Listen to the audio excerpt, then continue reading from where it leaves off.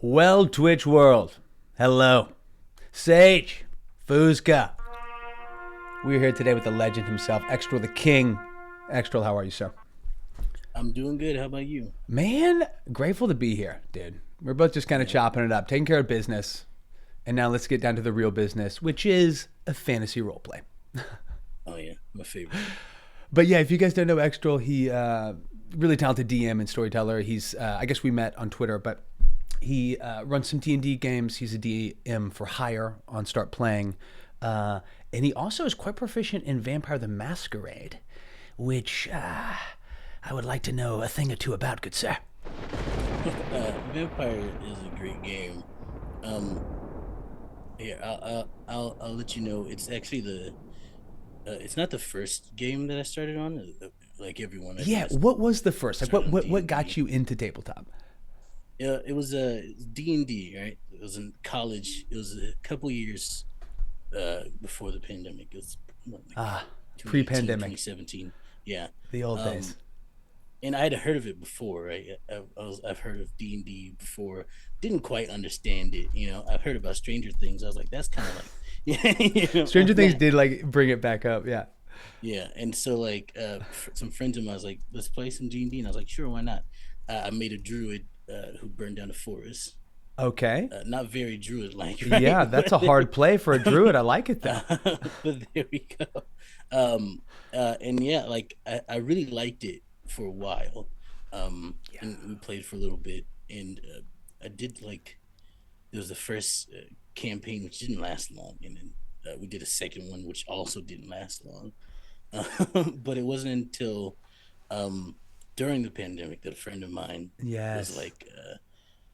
like, "Hey, I know you said you were bored and whatnot, and you have nothing to do. So here's something for you to watch. Maybe you might like this. You like because I started being like I wanted to try it again, and they're like, here's something that's a TTRPG. It's pretty cool, and it was LA by Night. You know, Oh, dude, I've um, never played, but yeah, like, yeah, can you give us like the 2 minute version? It's sort of like a pulpy noir, yeah. like, They were playing Vampire the Masquerade. Is an AP. Your BD Walters, Erica Ishii, Alexander Ward, uh, Cynthia Marie, and Jason Carl. Just awesome, awesome cast, right?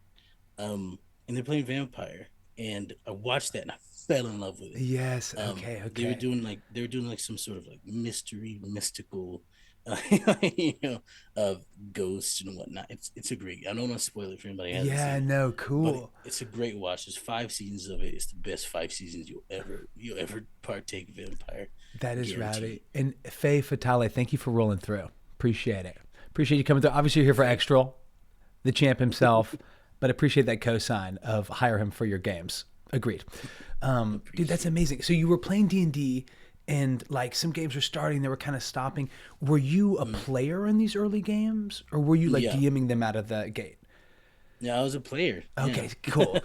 And it's I kind was of a tough. player both Like times. when you're a player and the game dies down, I feel like it's like when your weed connect just like moves out of Missouri or whatever the analogy is. You're like, what where are you going?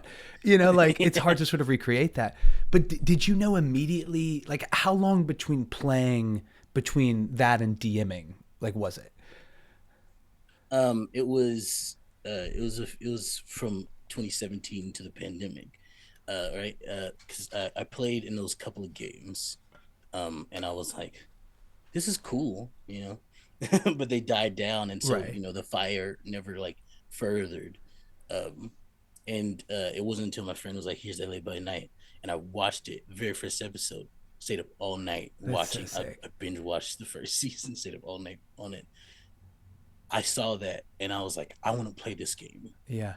And even more so, I was like, this is what I want to do, because I was having a time where I was trying to figure out, because I left college because I figured out that I didn't want to do what was my major, which was music at the time. Oh, okay, got you. Um, and I sat there and I watched B. Dave Walters and everybody at the table, and I was just like, you know what, This I is want to do it. Yeah, that. dude, no, that's um, awesome. But it mm, was like it was not. You were like, I want to DM this as well. yeah, it was Yeah, just like I wanted that's to sick. play it so bad, because because I thought the game was really cool. I was like, vampires, that's awesome. Like, um, 100%. so I bought the book and I got a couple friends of mine together. I was like, does anyone want to run this? And they were like, I kind of don't really know how it goes. Yeah, there's a couple of my friends who knew about TTRPGs, so I was like, and I guess I was the one with the most experience with it because I watched the show, Yeah. and it was just kind of like I guess I'll run it, And from then on, It was that was on. the first time. Yeah, that was the first time I ever ran. I've been running Vampire ever since. I run a couple D&D things, but they all kind of fizzled out. Dude, that is such like a love story with Vampire the Masquerade. Because whenever you said LA by Night, I confused that with something else and thought that was a system, like a play system that I, of course, simply had not heard about. But it's an actual play of VTM. That's insane. But that moment of like not really being able to turn it off. Okay, Foos, thank you for backing me up. I just wanted to own how absolutely wrong I was. I was like, okay, it took me 2 minutes to catch up. Sometimes I start to ramble and I go back too far. No.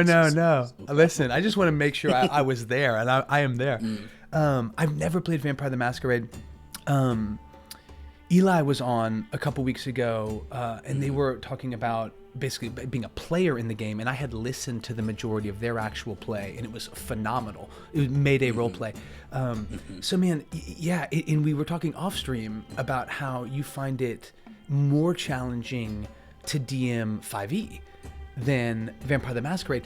And I'm just curious, like, is that like because you love like Masquerades so much, or because like I know you love roleplay, and does 5e maybe not fit that as cleanly, or like what are kind of the I mean, at the end of the day, 5e is, not that this is a bad thing, right? 5e is, at least from what I can tell from it, is mainly built around combat, right? Sure. The role play is, accounted for, but the main thing of it is combat. You play these characters who do high amounts of damage. Yeah. When you play D&D, you're like, I don't want to. You're thinking about how you can do in combat, DMG, like 100%. how well you can help out your team. Yes. If there's a healer there, right? With Vampire, it's all role play. Like the main point of the game is to tell the story of these kindred, is what they're called in the game. Vampire code name. Yeah. Sick. It's like, we know what's up, kindred. Yeah. And so it's all about them surviving. It's all about them living to the next night, and they go through ups and downs. It's a game of personal horror, so there's no way to not focus on role playing with that. Combat can be I use a lot of combat. I'm not gonna lie, combat is my second favorite part, which is why I still like D&D, but I feel that. Yeah. No, that's incredible. Like, okay, so in Faye, agreed. You're like, well, is it maybe because 5e just leaves you flapping in the wind whenever it comes to a ton of things? They're like, you figure it out. No, totally. It's like, here's the stuff, it's all for you. Yeah, and I do enjoy the tactics and the kind of like specialist mentality of group D&D and group combat in that sense, right? And I've never played Masquerade, so I can't really speak to it other than as someone that's taken in, mini episodes of multiple actual plays of it. And it does seem that way, where it's like so clearly there's so much more subtlety in terms of, I feel like as a DM, I'm a lot of what I enjoy and a lot of what the juice is kind of knowing the world and the NPCs well enough that whenever the party, does some Willy Wonka stuff, it's a little bit easier for me to understand how, the layman would respond or the bishop would respond or whatever. But I'm curious, like, what are the mechanics in Vampire the Masquerade? Like, do they, like, you roll to hit with a short sword. Are you, is it just ability checks in Vampire the Masquerade? Or I know it's hard to summarize an entire system. I'm more just kind of, curious. A lot of things when it comes to combat, unless certain circumstances happen, it's always contested. It's always a Okay, awesome, contested roll. awesome. So if you get shot at with a gun, you can roll to dodge out of the way against the person's firearms skill. Yeah. So there's always this. What I love about it is that it doesn't give you the set AC where it's kind of like there's this thing that you need to meet or beat, and it's always fluctuating. Someone could have a really high amount of dice, because just roll a pool of d10s, dice pools, right, in Vampire. Someone could have a high amount of dice in their firearm skill, and someone could have a relatively okay amount, but not as much of dice in their like dodge skill. And if the person with the firearm skill rolls 2 dice and the other one rolls 3, that person wins. They get out of the way of that bullet. And it's always fluctuating, because it go back and forth. Like they could roll high, and this person could roll higher or low or super low or none at all. And it's always changing. It gives you a sense of invincibility in a way, while also reminding you that you're not. Dude, that's hilarious. If I can summarize it. That is extremely well put. Bugles up for Insomnia. Appreciate the instant burn of Fuzka. No, that's hysterical, man. I mean, the ability for the players in Vampire the Masquerade to be able to, I guess, in any situation, still like have some control is awesome. Mm-hmm. And I agree, that's fun, like to give your players more access and that kind of thing. Oh man, well guys, there's even a please. There's even a mechanic that allows for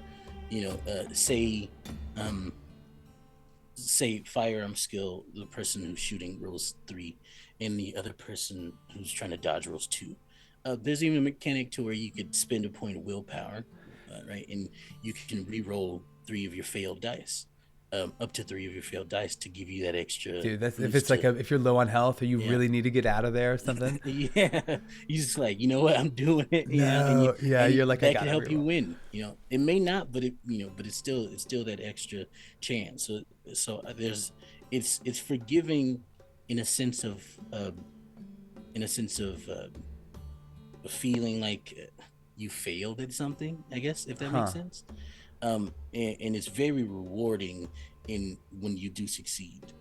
Vampires is really really best, nice when you succeed. So that's amazing. Okay. Mm-hmm. I love that. Well, I like that this is like a really eloquently structured, essentially like soft pitch infomercial for Vampire the Masquerade, and I am in. I am all the way in. No, seriously, Extrill. Like I'm not sponsored, I promise. Yeah, no, you have. We were talking about it pre-stream, and I literally am like begging to be bit metaphorically.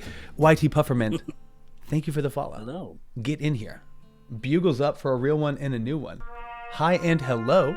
An Insomnia Root, Fooz, Fatale. Appreciate you guys coming through. We're with Extrill the King, very talented DM. He has played Vampire the Masquerade and has run multiple games. I am really just a peripheral observer of Masquerade, but enjoy it. Extrill, you were saying pre-stream that a lot of, I mean, of course, like Masquerade is very roleplay dominant, but that a lot of the ability for a DM or GM to navigate that is an understanding of vampire to vampire relations, and also vampire to human relations. And I just love to hear you talk about that, man, because I'd never really thought about it like in that sort of cut and dry of a level. But of course, I think that's how it would boil down if you were a vampire. Yeah, it's a Faye just dropped a really nice summarization of oh heck yeah, BTO's dice pool system. But with Vampire, there's a lot of secrecy, right? Because you move in the shadows, Yeah. History of vampires, because a long time ago, there was a time when they openly declared who they were. They openly lived as these immortal monsters of the night, right? Because that's right. they're very powerful. To the average human, they're no match. No human can withstand their power. Quite literally, in the rule book, vampires can resist other vampires' powers, but for humans, it just works. Damn, it just works. Damn, auto crit. Yeah. And so uh but of course humans started being like, no. Yeah.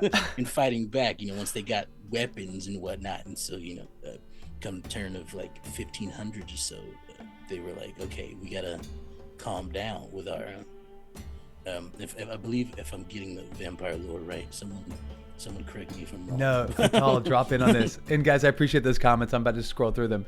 But dude, like, so they were kind of out, and then they're back in. Did they feign some sort of extinction? Yeah, they were being hunted and murdered, and just being wiped out because there's these monsters, right? Because I think essentially what happened was some group of kindred pointed humans at other groups of kindred because they were like, oh, look at those monsters over there, they're feeding on y'all. Yeah. You should go take them out. And then the humans after a while were like, you're telling us to kill them, but you're the same. So like Yeah. Some real so world analogies there as well. yeah. And so like they went into hiding. Basically they came up with the masquerade. Yes. It's their way of living underneath the radar, being undetected, living in society, controlling it from the shadows.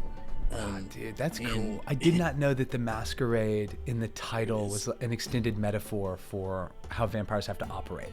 That's sick. Yeah. It's a fantastic. Okay. There's a lot of lore. I could go for. No. We're gonna circle back to that. I want to get through some of these comments. That's absolutely hilarious. YT, yo, check out that Stream Elements. I'm in a TurboTax campaign right now, but if you want to check this guy out, this is probably the best thing I've ever done. Yield coffee cops. Sage metaphors work, dude. Give them credence. The World of Darkness is a great place. Okay, if Insomnia is co-signing it, then I'm going the opposite direction. No, Fatal, I appreciate this. VTM uses a D10 dice pool system. Okay, awesome. I assumed that the ability to add and retract dice was, a reservoir of, sort of like a resource you had to manage. We have to roll a certain number, and each time that happens, you get one success. The most successes wins. You roll stat plus skill, and what stat you roll along with what skill is variable. Okay, great. Strength plus persuasion is totally roll you can make. Oh, I love it.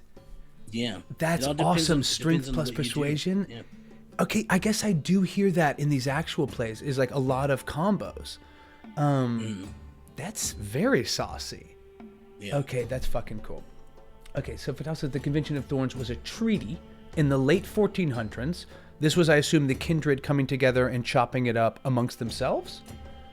Yeah, they were like, okay, we're being systematically murdered by the humans, and we need to have that. And it was also a time when there was this hierarchy, right? In vampires, the older vampires ruled because old people.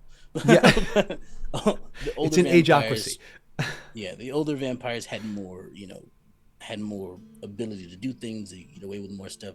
They were essentially the leaders of their society, while the younger ones had to work their way up from the bottom, from being basically servants to to errands to just and then after hundreds of years finally getting a seat at the table. Dude, listen, it's hard enough to like crawl up through the corporate ladder, but as a vampire, like over hundreds of years it takes, by the time you're like a couple hundred, I believe, is when they're like, yeah, okay, fine, Stop running errands for us. You have a desk job.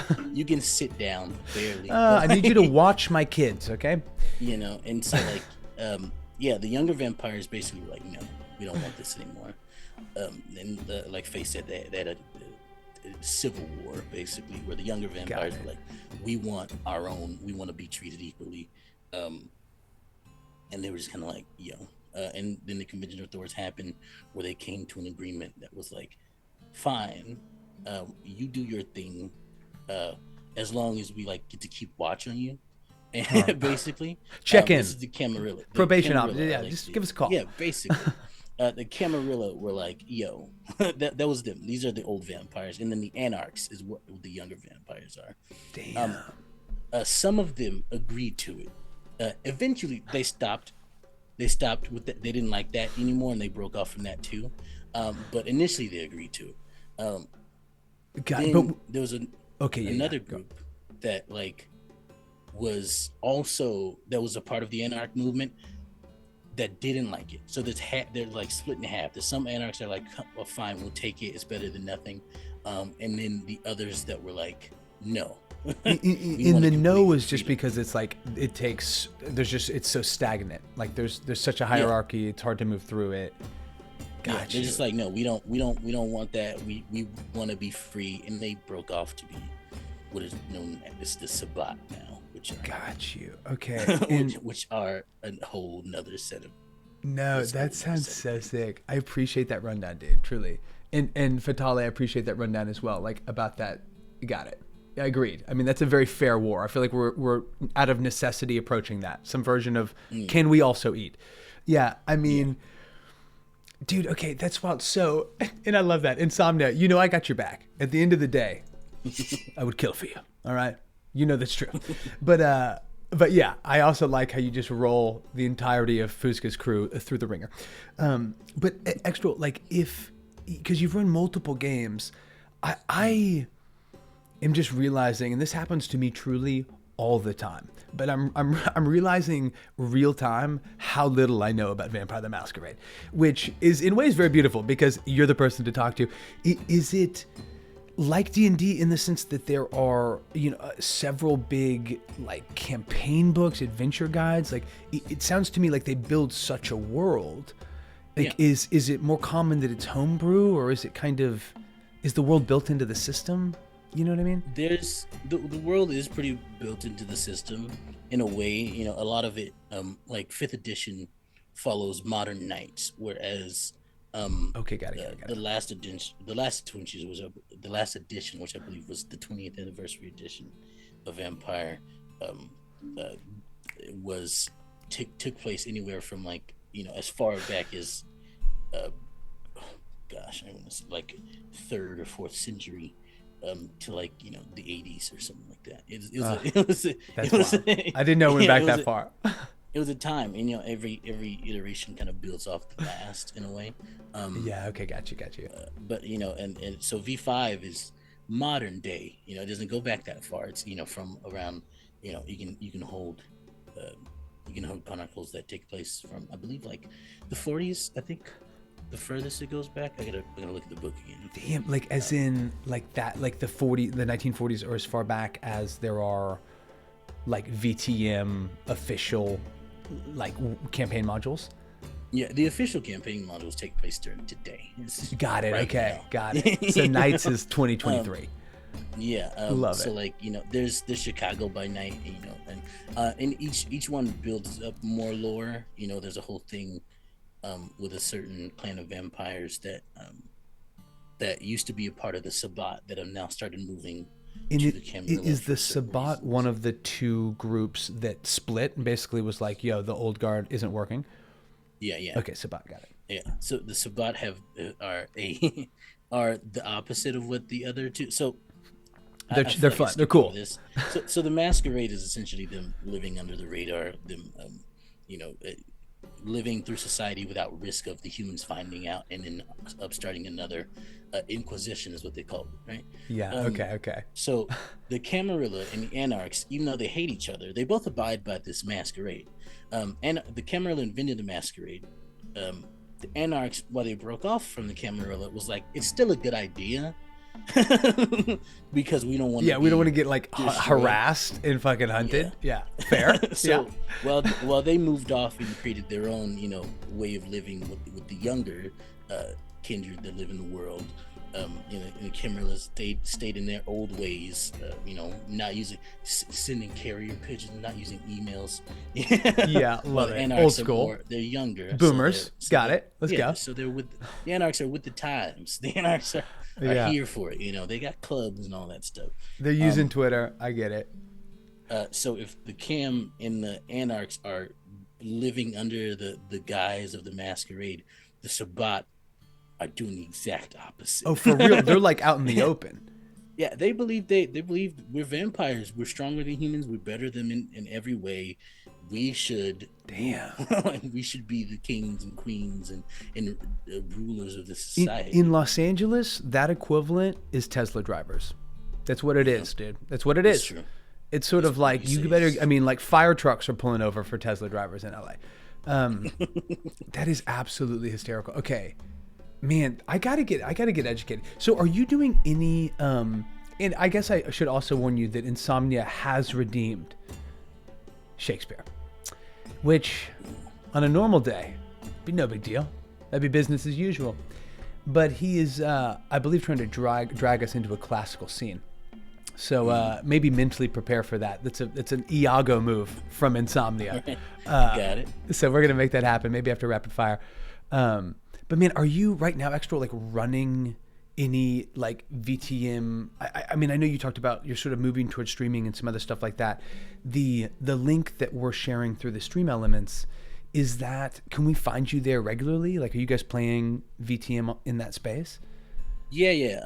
On Take Your Oath, right? Yeah. They Okay. we at there we have, a few games going on. Not a few. We have exactly 2 games running. There's a vampire game that I'm running. That's coming back in May 10th, I believe is the day. Save in your calendars, everybody. There we go. May 10th. Yeah, pull out your calendar app. Season 2 of Blood Tax is what the Chronicle is called. It's vampire Blood game. Tax? Did I get that right? Yeah. Wow. Yeah.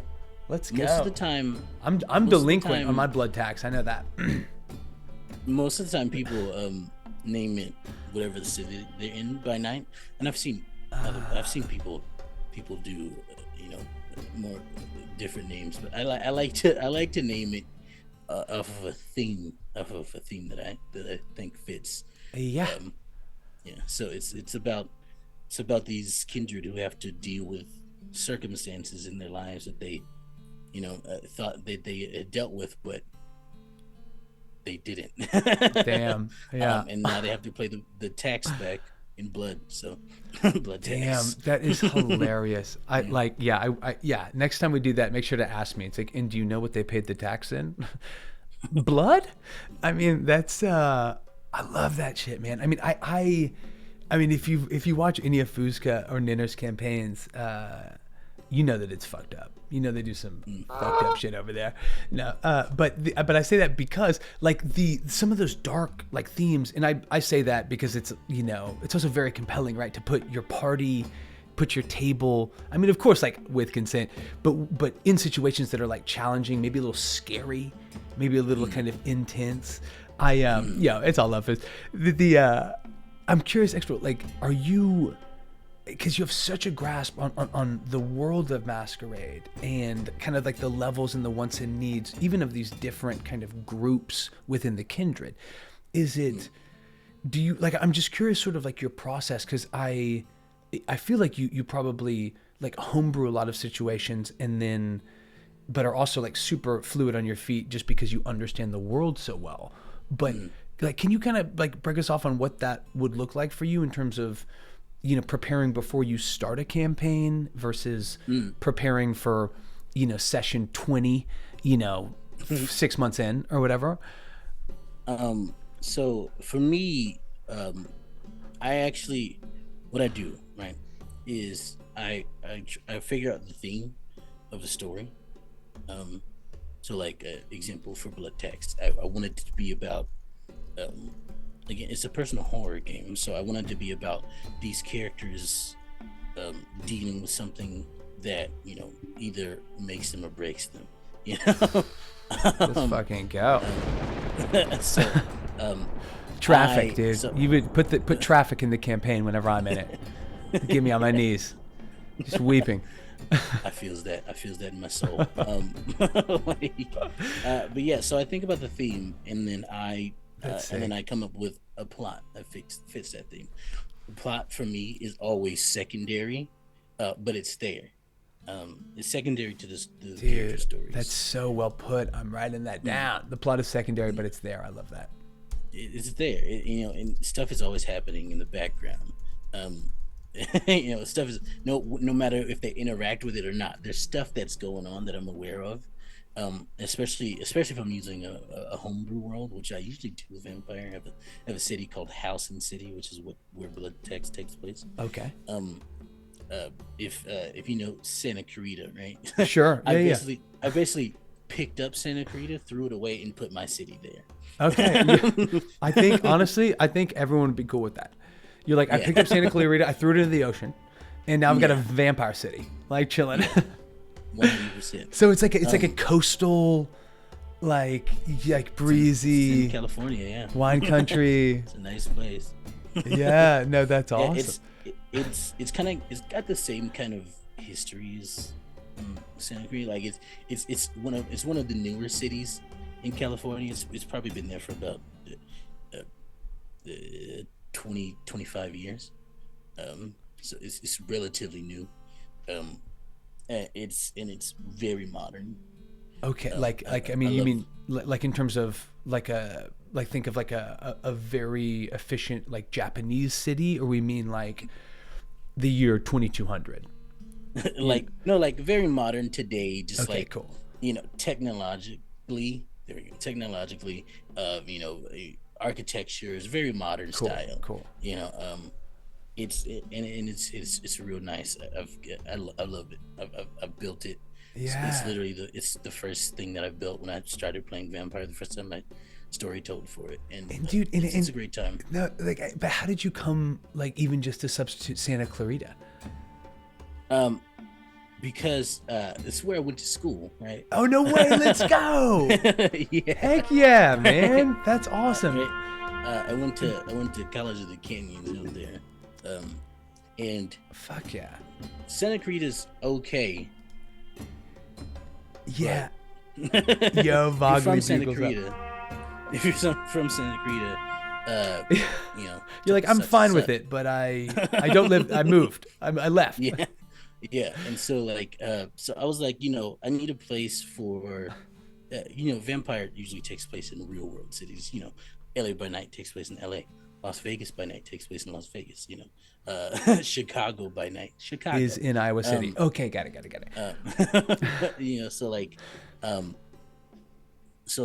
I wanted my own thing in there that because I don't know these cities that well. So yes, that's a part of it for sure. So I was in Santa Clarita for a long time. If you ask me where stuff was, I'm like, if I'm not in there, I can't tell you. Got it. Yeah. I need to show me the big clock in the center of town, and then I can find things. Yeah. And so I was like, I'm just gonna put my own world in here, because one, I needed to be a little bit more lively at night, because why would vampires live there if there were not people out, at night when they're up? So I needed more lively, and I needed it to fit within a certain story structure. Okay. No, I'm seeing that. Vogly, welcome. Where the f*** have you been? We're joined by Extrill the King, who's talking about, among other things, Vampire the Masquerade in an original sort of world and city that he built within the realm of his campaign, Blood Tax. So yes, light a candle. Honestly, confess your sins, Vogly, of which I presume there are many. I don't know why I'm trying to burn everybody today. I'm happy you're here, and I absolve you. But no, man. So you have the theme. You're like, make you or break you. You have the world. You're inspired by a very specific city, right? That you spend a lot of time in, but at the same time could completely replace any aspect of. Like that to me, I think is really cool. You're like, it's a city with a lot of things that you do remember, but a lot of things that were just like vanilla and interchangeable, right? Yeah. And so, man, are you the type, are you starting with a map and then kind of dropping pins, breaking things down? Are you starting with a PDF or I'm curious sort of what, your process is, because that all sounds like a very specific, evocative world. Now I am not excuse me a second. I thought I had to burp. That I'm not a very well, I'm good at building I'm good at world building and the concept of There we go. things that are happening in the world, that have happened in the world. I'm not very good about like mapping it out. So what I usually do is the most mapping out I do of the city is now. I mean, now I know pretty well kind of the layout because it's been a few years and I've played a few Yeah. games in it. Oh, dude. But Okay, that's awesome. That's awesome. but I just make I knew it was gonna be an Anarch city, not a Camarilla city, so I had to cut it off into In sections. just real quick, what you just described are different types of vampires, like different kind of groups of kindred. Yeah, they're different sects, right? They're like the Camarilla are the older ones, and the Anarchs are the more younger ones. You can find both in each, but the majority over the Camarilla are the older ones, and the majority are the younger ones in the Anarchs. And so the way Anarchs and Camarillas run cities are different, right? So like they think of them like they hold territory, right? So princes hold domain over an entire city. The entirety of Which LA. which just so like which the majority of is human, Uh, or not even. I'm more just curious. Is it sort of integrated like that, or is it more just like this yeah, is all vampire? there's You know what I kindred mean? and there's human, because they have to feed and whatnot. Okay. Majority is, I would say, most likely is human. It's possible to have more vampires than humans, although that'd be a bad mix because you know, food Yeah. would become a problem. Yeah. But it's mostly Fresh meals. humans in a city, and there's this small, not small, relatively small compared to the human population. There's a small population of vampires that run the city, and for the Camarilla, they have a prince, and that's who leads the entire. The whole city, like all of LA, would be the prince's domain, right? Gotcha. That's their territory. Gotcha. Whereas the Anarchs, they have barons instead of princes, right? And barons take over sections of a city.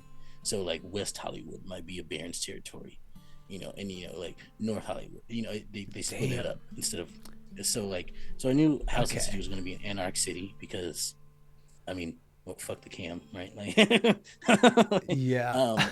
Anarch all day. So I knew it was going to be Anarch City, and so I knew I had to cut it into sections. So I cut it into 4, right? 5 technically, but 4 for just for Just for ease. Yeah. But the 5th comes in where that's like kind of a shadow group that's sort of It's kind of it's like a neutral territory that they all kind of like decided on, or they hold meetings, which is directly in the center of the city. got So you. all the Dude, I am loving this. I think okay. So pause on the 4 sections because I'm still downloading some of these images. You know what I mean? I'm like, okay, computing. That is, I love that it's set real world, but in this sort of like, I mean, I don't want to say classist in the sense that that's a good thing, but this like sort of classic kind of feudal structure is very kind of in turn with vampires. And yeah, Vogly, this is the architect. I love that. But I'm also curious, like what Fusca asked, and maybe Fatale answered it, but like if there are other, like are there more, I mean, if there's vampires and humans, are there, because we talk about combat, like we think about Dungeons and Dragons having, all this chaos of like owlbears and trolls and behirs and whatever. And is that, obviously that doesn't necessarily exist in North America today, but how is that treated like in your campaign or sort of in the world of Vampire the Masquerade? Animals in cities are everywhere. You find strays, you find owned animals that are maybe just gotten out. It's I try to simulate real life as much as I can. When I scribe scenes, I go I just go you see a family walking down the street, they're just doing what they're doing. Maybe the kids are eating ice cream or something. It's real world as much as possible. Yeah. There may be forests for now we're in California, so there's where Santa Clarita is, right? So there's not really any forest nearby, but yeah, there are a lot of city animals and whatnot.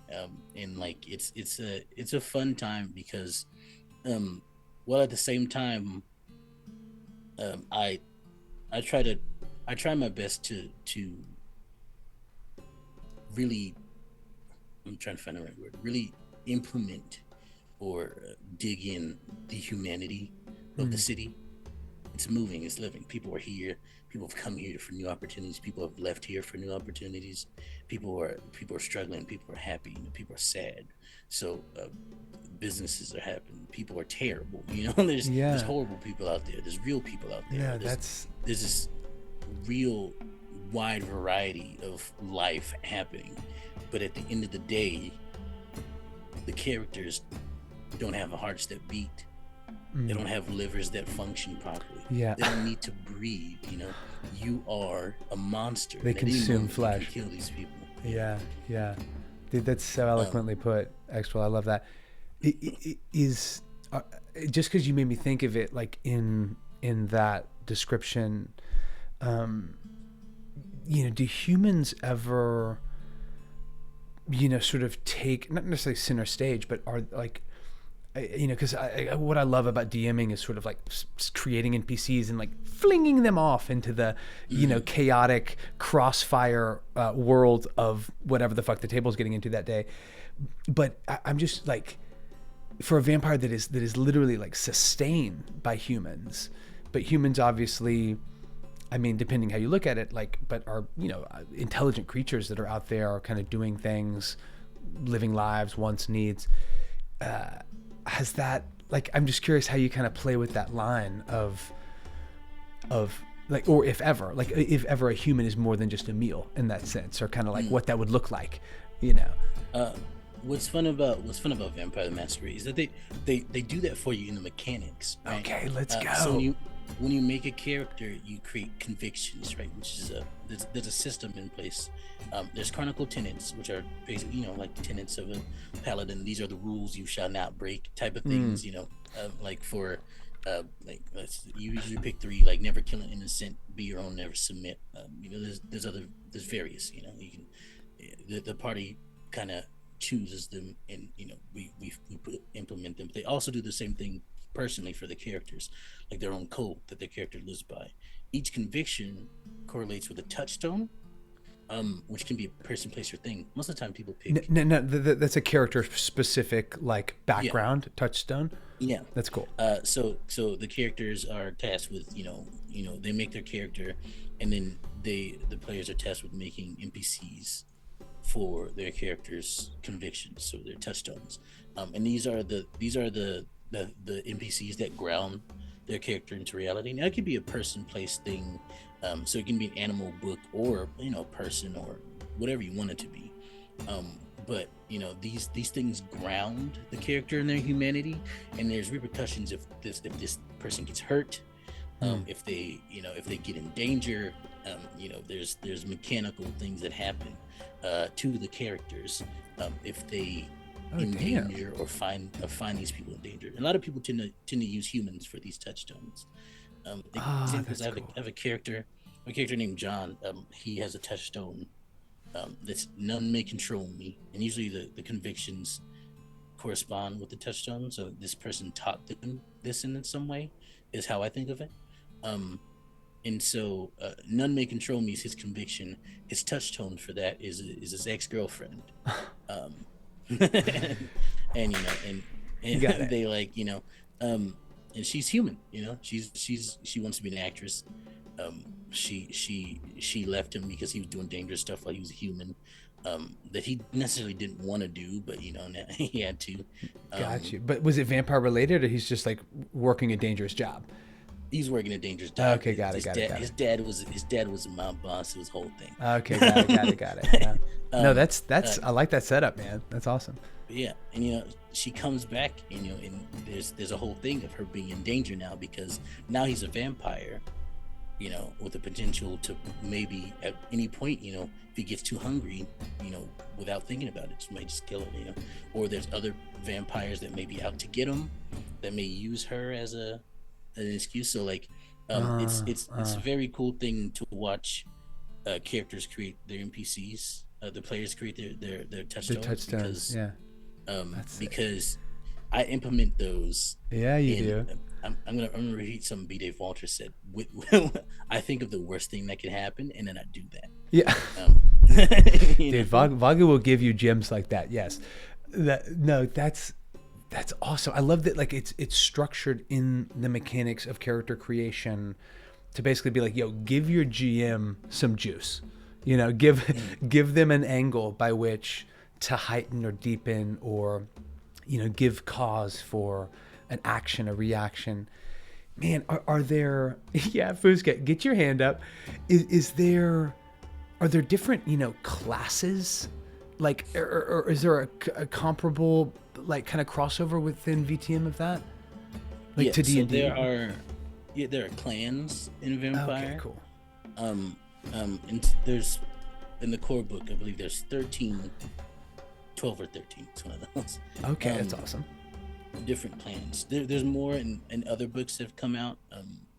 But for the main part, there's these base 13 in the core book, and they're some of they're known for their certain qualities most of the time. Like Toreador, for example, are very beautiful people.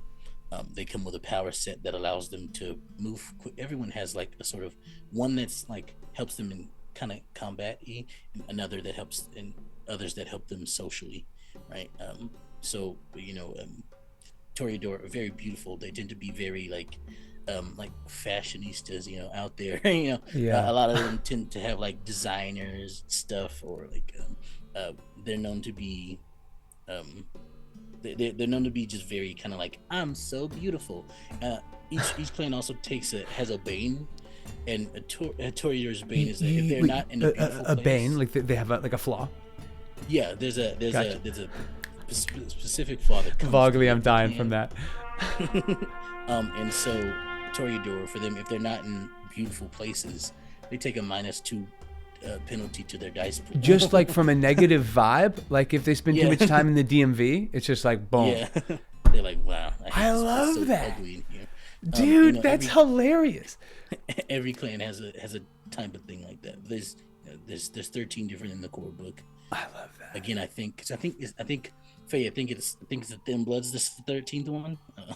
Got it. If I'm wrong. Okay. But yeah. So like those are what you can consider classes.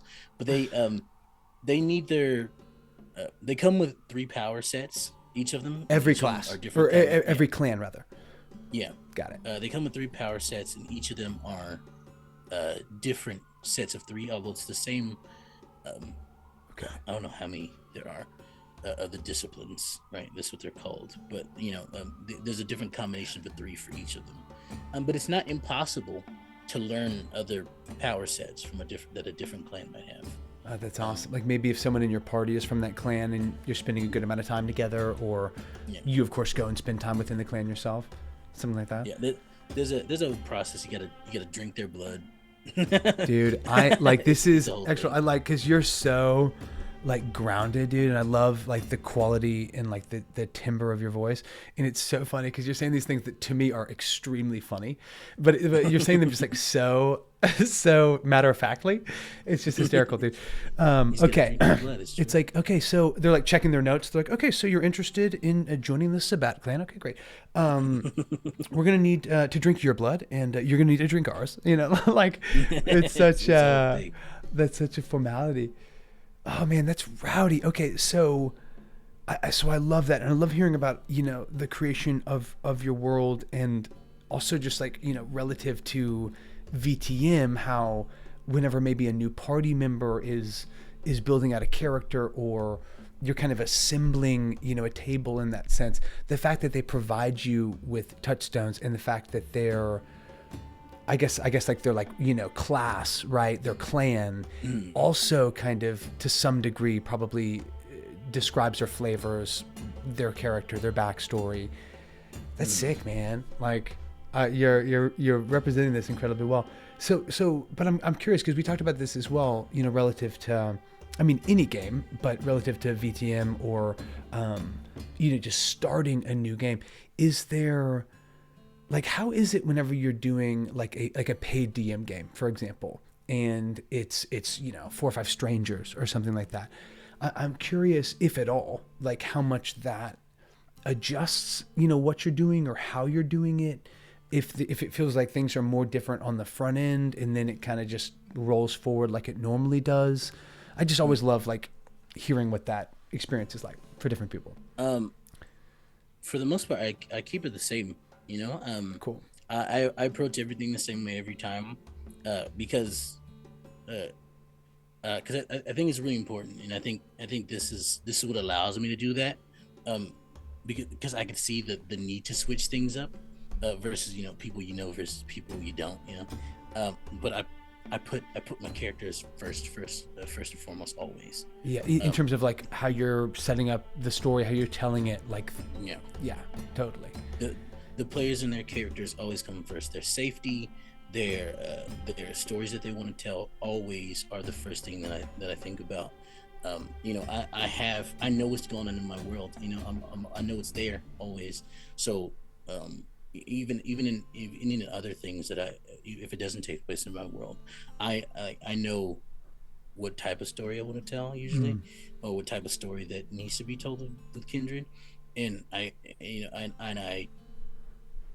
form that to their own backstories and their own wants and needs in a campaign, because we're all here to have a good time.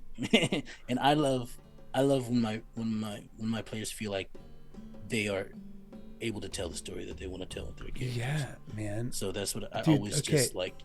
Tell me what you want to happen. I'll make it happen. Yeah, I mean, I have no doubt that incubates some incredible stories that a lot of people, everyone at the table is like super invested in, because you basically like listened to them, gleaned from it, and then planted it and grown it. That's awesome.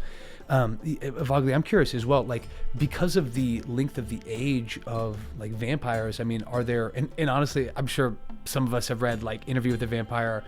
I love that bit in at least the novel where they are over in Europe and like come across some old vampires. Like they're somehow, I forget exactly what's going on, but they like leave a large city and they're kind of in the Alps-esque and come across some like, vampire that's like a Model 2, and yeah, does that ever happen? And then secondarily, man, I loved how you said, you have a good feel for how kindred stories should be told. Like, what does the conclusion of a story look like for an immortal? Like I'm curious. Like I feel like it's like, at least when I first think about it, it's really intimidating. To answer the first part, yes. Yeah. Okay. Tight. Find, for example, the very first vampire in the lore of Kindred, is Kane, son of Adam and Eve. Shut the fuck up. Yeah. Dude, that's like part of the system. It's part of the lore. Yeah. That's sick. That's so fucking. That's nasty. It's a thing that a lot of Kindred today, a lot of younger Kindred, even the older vampires in the Camarilla are. When I say younger Kindred, I'm also talking about them, right? This cool. 5 centuries old vampires. When I say younger Kindred, I'm talking about them. That's them. Even they aren't entirely sure because they're not old enough. Kane, I believe in some of the stuff I read, and anybody correct me if I'm wrong, had been walking around for probably over 100,000 years by himself before he ever made another kindred, before he ever turned anybody. Yeah. Damn. Yeah, and yeah, fucking the Cam don't like when they don't talk about Kane, because there's a whole thing that happens. I'm off the Cam, dude. I want you to know. We're not even done with the stream. I'm off them. Thank you. I'm off it. They're I know what's terrible. up. But there's a whole thing. I'll try to breeze through it, and then I'll talk about the second part, right? Kane for a long time didn't make any kindred. When he finally did, he made 3. Well, actually, he made 2. They ended up dying. He got sad. He didn't make anybody else for like another 10,000 years. They got like killed by humans. They walked out into the sunlight. Oh, okay. They realized there were 2 lovers, and he Kane is most kindred are pretty selfish. Kane is depicted sometimes as being not sometimes. He has like this like. Well, I think he can be selfish. He also cares a lot for people, and he was lonely, and he saw these two people who were happy together. They were so in love, and he was like, "I'll let that love last forever for y'all. Like, I gotta wait for it to go on forever." They were like, "Yeah, I'm down," and he turned them into vampires. They realized that they couldn't have kids, and then they were like, Oh okay, shit! yeah, That's intense. yeah. Kane is complicated. Yeah, exactly. Yeah, Vogley hit the nail there. But then he made three more, which one of them was Enoch. Okay. And the four of them together founded the first city. They founded the first city ever, right? The city of Enoch. They were vampires open. Like, again, they didn't care. Nobody could fight them. They didn't have weapons that could go against them. So they're just vampires. Everybody knew they were vampires. Kane would go into bouts of sleep because he was so old. As kindred get older, they need more blood per feeding. Okay. So to mitigate that, they go to sleep for long periods of time, under the ground or in caves or whatever. So Kane would go to sleep periodically. During one time when he was asleep, his three childers, what they're called, they made 13. There are 9 in the core book, but there are 13 clans altogether. Okay, got it. Thanks, Faye, for pointing that out. There are 13 altogether. Those three made 13 other kindred. And these where you find clans, right? And these are kind of where you find the disciplines start being a thing because Kane can make up powers on the spot. he was like, I want to fly. He could, Oh, dude. Okay, that's and all the disciplines that exist today with kindred kind of come from the powers that he made up in a way. And so these are where you find the clans start coming into play because these 13 people are the progenitors of the clans. There's this dude named Ventru. There's a clan called Ventru. They're named after, most of the clans are named after the person that founded them. Some of them aren't though, and there's a whole sort of thing where other clans came in later because they killed. It's a whole thing. I won't go into it. It's a lot. No. I mean, yeah. Then it's like beautifully put, dude. And I guess it's just like it's just you explain it very well, and that means that I then have like 3 to 8 questions off of each one, so let me table those, and please, like, relative to that, because that, I mean, you're talking about like a biblical figure that then is like the through line, like the sire of all vampires. That's wild. How then on kind of the modern, if Night is set in 2023, like what does do vampires retire and go live in like a blood bank somewhere in Hawaii? Like what is the dream? Like they continue on forever until because vampires can't die. They can face a thing called the final death, which comes through a few ways. The older vampires, ideally, they just continue on. They do what they do. They reign in their positions for all eternity. As Faze pointed out, there's a thing that's been happening with the beckoning that older vampires. So we're like the 500-year-olds, down to the like 100-year-olds. Anything below, I don't think, is called what this thing is. It's called the beckoning. No one really knows what's happening, why it's happening. Theories are that they're all just a lot of older vampires just one day started feeling a call to the east. East.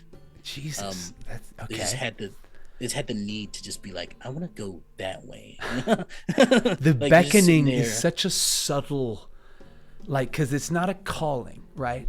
But like a beckon is not only like bespeaks subtlety, but I feel like there's extreme undertones, which is maybe an oxymoron, but of passion. Like this, this beckon is like, okay, like your place or mine. Like where are we beckoning? Like That's awesome.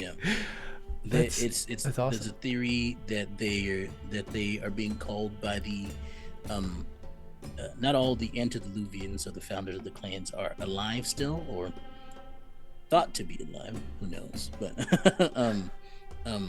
the theory is that the older kindred, the third generation, the antediluvians, or the fourth generation, the Methuselahs are calling to their bloodlines. Oh Jesus! Okay. To help them fight against Kane, because again, the 13 plans that I talked about, the 13 people that the clan that were turned that night when he was asleep. Yeah.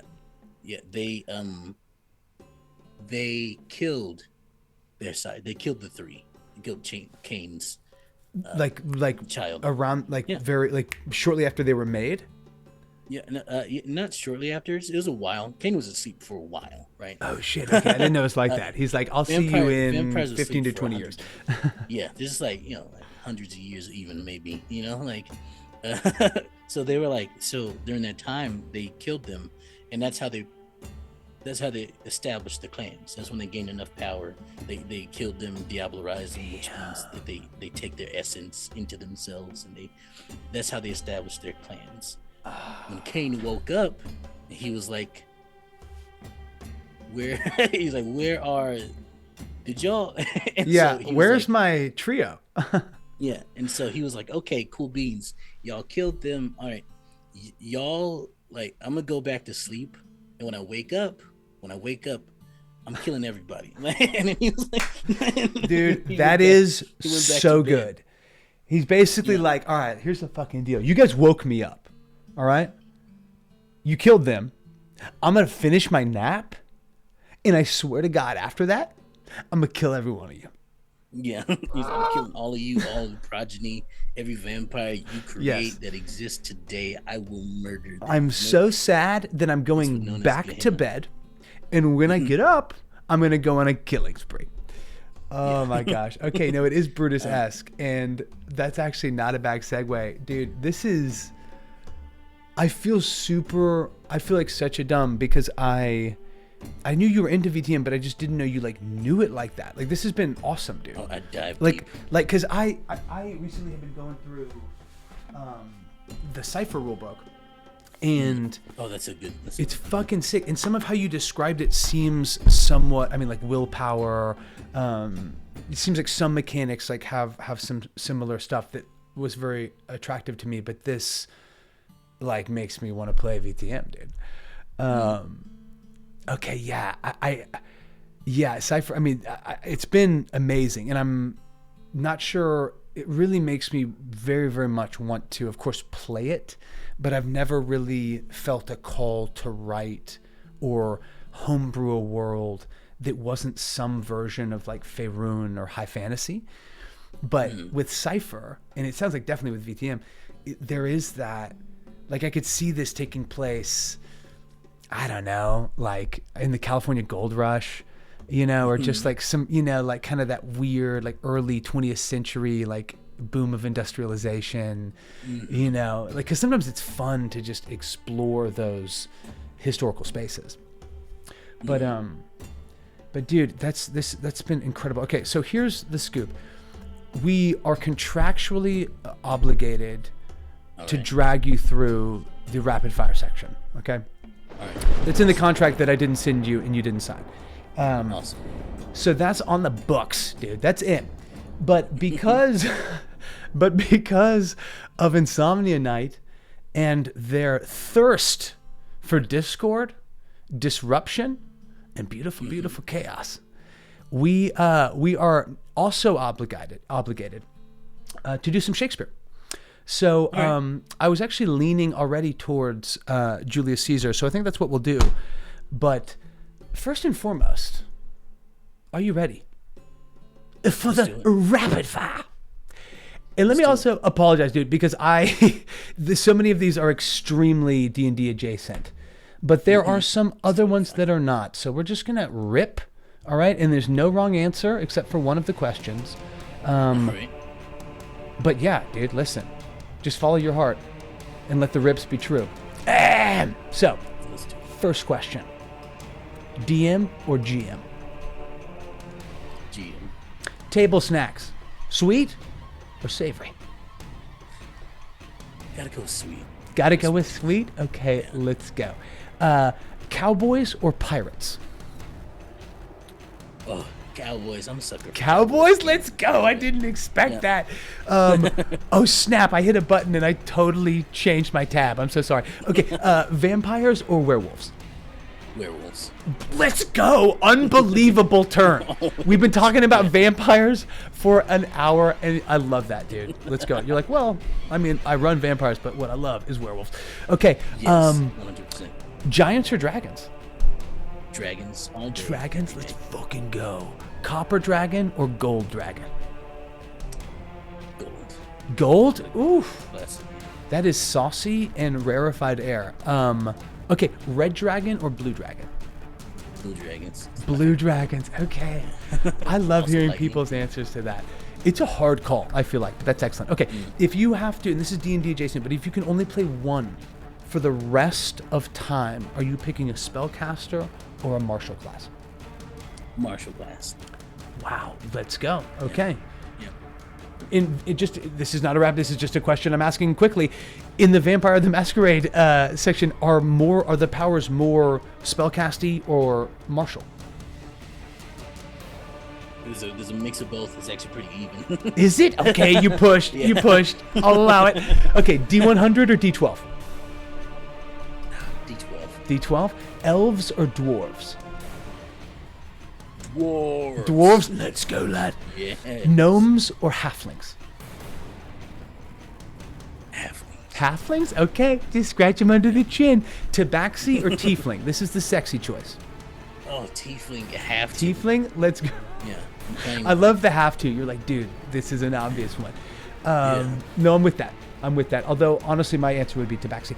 Okay, this is a big one, and I need you to know that we do stand turtles on this show. Okay. Turtle or turtle? Turtle. That's a good choice. That's a very, very, very good choice, Extrill. Okay, What a night. if you see a warlock, a fighter, and a wizard all walk into a brothel, which one comes out? The warlock. The warlock. Okay, and how do they come out? Drunk. Okay, I like it. I would like to hang out and get to know that warlock and perhaps have them tell me tales. Okay, if you had to jam yourself into one of the following player categories, which would it be? The edgelord, the min-maxer, the actor, or the rules lawyer? The actor. I was hoping you would say that. Yeah. Dude, truly, you've got an excellent voice. I love it. Okay, Fey Realm or Plane of Nine Hells? Nine Hells. Nine Hells? Okay, I Yeah. should have seen that one coming. This is a yes or no question. Should a DM wear an air horn around their neck like a life alert necklace in case of emergency? Yes, I'm here for it. I think the answer is also yes. All right. Astral plane or fire plane? Astral. Cleric or warlock? Warlock. Druid or ranger? Druid. Druid, let's go. Suck it, foos. Just joking. Okay. Final question of the rapid fire. Yes or no? And it's a big one. Ready? Yes or no? In D&D 5e, should cats have dark vision? Yes. Yes. Wow. There it is. You heard it here first. The answer is yes. Somebody get me the email to Wizards of the Coast. Extra, thank you for that. I promise you two problem. things, dude. I'm going to be familiarizing myself much more intimately with Vampire the Masquerade. And then after I do that, I'm going to cook up a rapid fire that is much more relative to VTM. And we will kick it and we'll make that happen, dude, because I'm down. I love it whenever like answering 5 questions gives rise to 15 more. Yeah. Oh my gosh, that's hilarious. Okay, well, Dive deep into yeah. Vampire lore. Dude, exactly. The passion is so clearly there. Okay, buddy, so I just sent you this link. All right. And again, like I normally don't drag people into the fourth act of Shakespearean tragedies. It's totally fine. Unless somehow Insomnia Knight is involved in it, is somehow relative. He has been the common thread each time it has happened. So dude, let's just read this. It is, I don't know how familiar, our chat is, or, I mean, obviously we know Julius Caesar. Look, Caesar dies in the end, spoiler alert. But this is the fourth act. It's essentially, it's rarely fully produced whenever you see the stage productions, but the fourth and fifth act of Julius Caesar is largely Brutus and Cassius dealing with the fallout of this assassination. And a lot of that is them kind of in territories abroad, trying to manage some of like the, external areas of the Roman Empire, all while kind of, being backstabbed within their own Senate. So this is basically a scene between Brutus and Cassius. And it basically goes, so we'll basically do it from the top of this to line 45, which is, oh, you gods, must I endure all this? But would you rather play Brutus or Cassius? I'm gonna go with Brutus. You're gonna go with Brutus? Okay, cool. Yeah. I love that. I think Brutus is a way better dude. You know what I'm saying?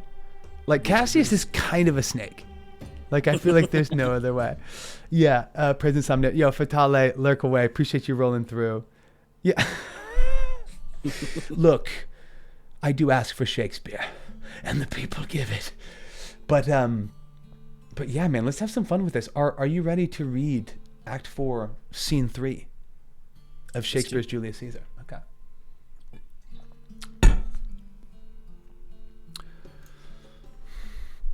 That you have wronged me doth appear in this. You have condemned and noted Lucius Pella for taking bribes here of the Sardinians, wherein my letters praying on his side because I knew the man was slighted off. You wronged yourself to write in such a case. In such a time as this, is it not meet that every nice offense should bear his comment? Let me tell you, Cassius, you yourself are much more condemned to have an itching palm, to sell and mart your offices for gold to underservers. I, an itching palm? You know that you are Brutus that speaks this, or by the gods, this speech would be your last. The name of Cassius honors this corruption, and chastisement doth therefore hide his head. Chastisement. Remember March, the Ides of March, remember. Did not great Julius bleed for justice's sake? What villain touched his body that did stab, and not for justice? What shall one of us that struck the foremost man of all this world, but for supporting robbers, shall we know contaminate our fingers with base bribes, sell the mighty space of our large honors for so much trash as may be grasped thus? I had rather be a dog and bathe the moon than such a Roman. Brutus, bait me not. I'll not endure it. You forget yourself. To hedge me in. I am a soldier, older in practice, abler than yourself to make conditions. Go to, you are not, Cassius. I am. I say you are not. Urge me no more, Brutus, I shall forget myself. Have mind upon your health. Tempt me no further. Away, slight man. Is it possible?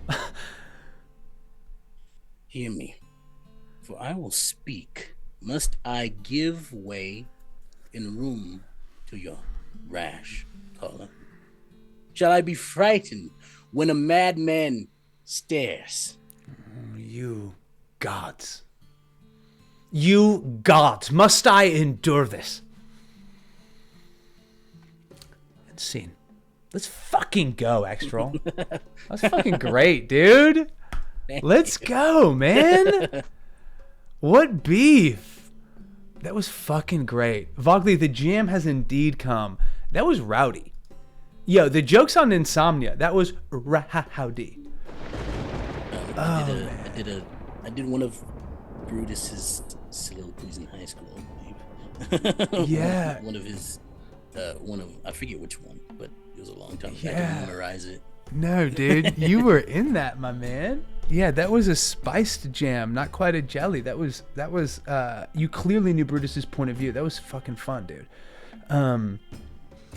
Extra, this is rowdy, man. Like, I feel like I've just known you from Twitter, and I've, of course, like, enjoyed your content. I've wanted to interview you. I'm glad it's been happening. But man, what a extremely stirring and like question-rousing layout of Vampire the Masquerade. You know what I mean? Like, I feel bad that I had the Dungeons and Dragons tab. I should have switched it over. But this has been super fun, man. Like, thank you for coming in and seriously, just dropping your knowledge on it. How can we like best support you? How can we stay in touch? Like, what's like, yeah, pitch us. How can we support you? I'm glad to have come. Thank you for inviting me. This has been super fun, and I'm down to do it again anytime. Cool. You can find me at my Twitter at Extrill the King. You can find my Ko-fi also there. There's a link in my bio. Find me on Take Your Roll, and various other platforms I play throughout the week. Tomorrow I'm actually going to be playing in an Avatar game. Yeah. Okay. Lost Caravans. So keep watching that. It's going to be a great time.